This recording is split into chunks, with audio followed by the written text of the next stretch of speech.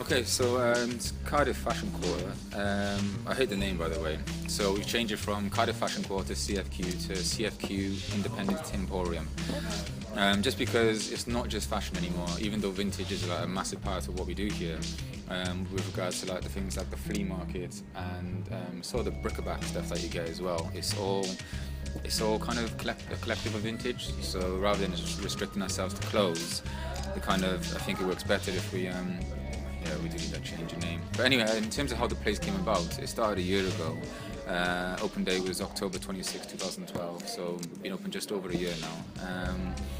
And I think the real progression has been polishing the place, even though we're probably about 2 years away from where we need to be. It's kind of making sure we don't rest on our laurels too much.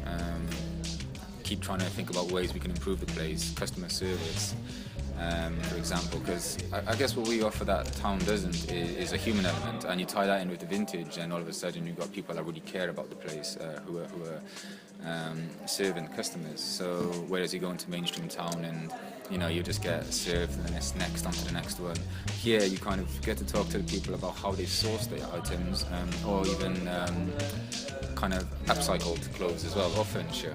And I think from there as well, as the place develops, it's kind of what we're trying to incorporate is sort of like a youth vintage, I'd call it, because essentially there's 36,000 students in Cardiff, and real vintage, if you want to go back to say 40s and 50s, wouldn't necessarily work for them in terms of what they wear on a daily basis. I mean, some garments and items might, but in general, youth vintage I would consider from late 70s, 80s and 90s upwards. So I guess what we are lacking at the moment is probably that classic vintage, which we need to maybe tailor to the older generation as such.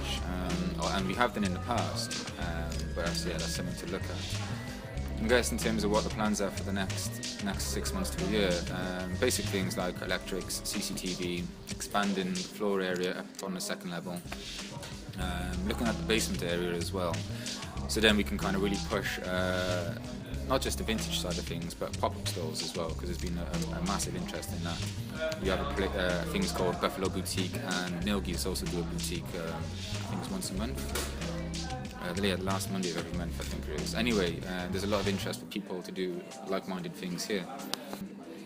In terms of the way the place is run, I'd say everyone's passionate about the place. However, we don't ask everyone to come in 7 days a week, because that's just not feasible. So we're all here 2 to 3 days tops, look after each other's stalls and take sales, make notes on what's been sold. But then it's also sort of a constant revamp of analysing your store and your stock to see if you can make it better, essentially. Because it's like a jumper. You wear it too many times, it gets worn, it gets old, and then it just looks grubby. And if the place isn't constantly changing, then customers aren't going to want to come back. They'll just get bored of looking at the same stock or the same items of furniture, and you yourself will lose your enthusiasm to sell. So I think that's the most important thing, is kind of never staying still and keep trying to look how we can better the place.